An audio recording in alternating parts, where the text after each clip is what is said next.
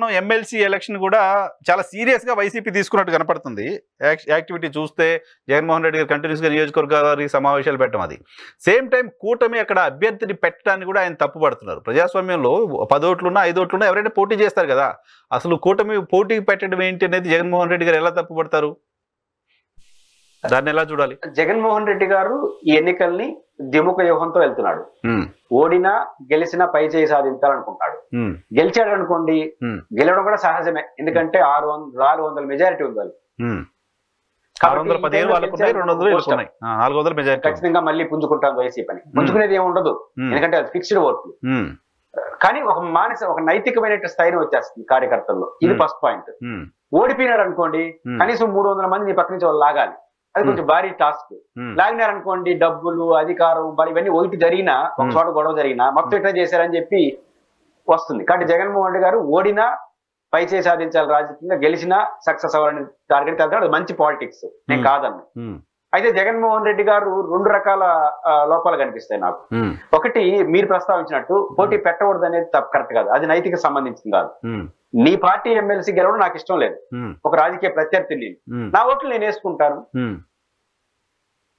వాళ్ళు ఇతరుల ఎమ్మెల్యేలు, ఇతర ఓటర్లని ప్రలోభ పెట్టి లాగడం అనేది అనైతికం. దాని క్వశ్చన్ చేయండి, దానిపైన పోరాడండి. అసలు పోటీ అయ్యేటప్పుడు వాళ్ళు 200 ఓట్లు మీకు ఎందుకు వేయాలి, మేమే వేసుకుంటాము, నా 200 ఓట్లు నేను వేసుకుంటాను అనే. ఇప్పుడు మనం ఆ మాటకు వస్తే 23 మంది ఎమ్మెల్యేలు తెలుగుదేశం పార్టీ ఉన్నప్పుడు ఎమ్మెల్సీగా ఈ పోటీ పెట్టకూడదు కదా. 6వ అభ్యర్థిని నాకు తెలిసి అందరి దగ్గర గెలిచారు కదా, కరెక్ట్ కదా, మనం పెట్టాం కదా. అప్పుడేమంటారు, వాళ్ళ నుంచి ఆల్రెడీ దూరం అయిపోయారు, మా పార్టీలో చేర్చుకోలేదు కానీ 4 దూరం అంటారు. మళ్ళీ ఇప్పుడు కూడా కొంతమంది దూరం అవుతున్నారు కదా. కాబట్టి విశాఖపట్నంలో వాళ్ళు మిగతా దూరం అవుతారు మేము ఆశిస్తామంటారు. కాబట్టి ఆ నైతిక లాజిక్ జగన్ గారిది కరెక్ట్ కాదు. రెండోది, వైసీపీ కార్యకర్తలు ఒక క్వశ్చన్ వేస్తున్నారు లోపల ఆనందంగా ఉన్నారు. జగన్మోహన్ రెడ్డి గారు ఎమ్మెల్యేల రివ్యూల స్థాయి నుంచి ఎంపీటీసీల రివ్యూ స్థాయికి వచ్చినందుకు సంతోషిస్తున్నారు. బాగానే ఉంది. ఈ 5 ఏళ్ళు ఎట్లా ఉంటుందో మళ్ళీ గెలిస్తే ఎట్లా ఉంటుందా ఉండదా. ఇప్పుడు జగన్ గారు అష్యూరెన్స్ ఇవ్వాల్సింది నైతిక సూత్రాలు చెప్పి కాదు, ఇప్పుడు మీతో మాట్లాడుతున్నాను, రేపు గెలిచిన తర్వాత కూడా ఎట్లా మాట్లాడుతానని చెప్పాలి ఆయన. కరెక్ట్. అది చెప్పితే మాత్రం వైసీపీలో పెద్ద పోస్టప్ వచ్చేస్తుంది, గెలిచినా ఉన్నా. జగన్మోహన్ రెడ్డి గారు ఇంక ఎమ్మెల్యేలతోనే కాదు, ఎంపీటీసీలతో, కార్పొరేటర్లతో కూడా నేరుగా మాట్లాడతాడు అని. అది నా నిరంతర ప్రక్రియ, విశాఖపట్నంలో అవసరం కాబట్టి కాదు, అది నేను మారినాను, కూడా ఇట్లే ఉంటానని మెసేజ్ ఇస్తే మాత్రం కార్యకర్తలో పెద్ద బూస్టప్ వస్తుంది. మరి ఆయన 2 చర్యలు తీసుకుంటారో చూడాలి. సో సేమ్ టైం కూటమి కూడా అంత ఈజీగా తీసుకునే పరిస్థితి ఉండదు వైజాగ్ ఎలక్షన్, ఎందుకంటే అక్కడ జనసేన బలంగా ఉంది, వైజాగ్ లో బీజేపీ సీఎం రమేష్ గారు వీళ్ళంతా చాలా స్ట్రాంగ్ లీడర్షిప్ ఉంది. కూటమి కూడా ప్రయత్నాలు చేస్తుంది, గెలవగలదా అంటే. మనకి కడప లోకల్ బాడీలో ఏం జరిగింది, వివేకానంద రెడ్డి గారి ఇష్యూలో సంచలనం కదా.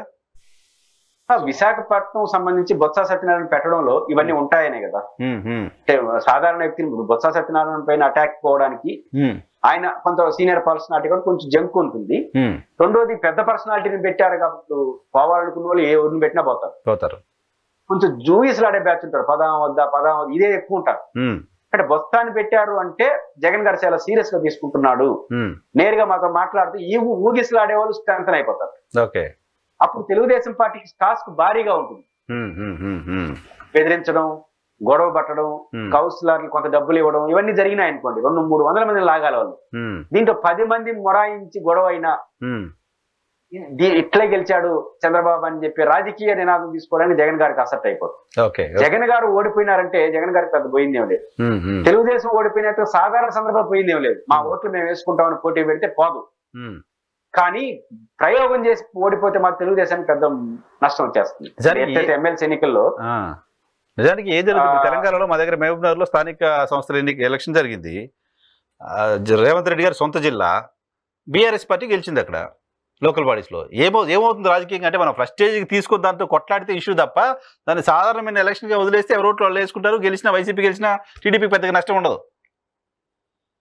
ఎందుకంటే 400 ఇది ప్రజలు వేసిన ఓట్లు కాదు కదా, అదే పార్టీ నాయకులు వేసే ఓట్లు. పార్టీ ఓడినా గెలిచిన వాడికి వేసుకుంటాడు. జగన్ గారు చెప్పినట్టు 400 చిల్లర ఓట్లు మెజారిటీ మీకు ఉంది. తెలుగుదేశం పార్టీ దీని ప్రతిష్టకు పోకుండా మా ఓట్లు మేము వేసుకుంటాం, జగన్ అనే వ్యక్తి గెలవడం కరెక్ట్ కాదు, ఆలోచించండి అని చెప్పి వరకే పోటీ చేస్తే రేపు జగన్ గారికి గెలిచిన వాళ్ళకి ఏం కాదు.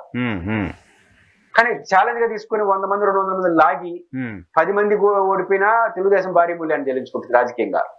వైసీపీ పెద్ద పోస్టప్ వచ్చేస్తుంది. రెండోది, మీరు గెలిచినా కూడా 10 మంది 20 మంది ఆనసరి దొరికిపోతారు ఓకే ఫోన్ కాల్స్ లోను ఎక్కడో వచ్చారు ఫోన్ సృష్టించడం పెద్ద సమస్య కాదు కదా.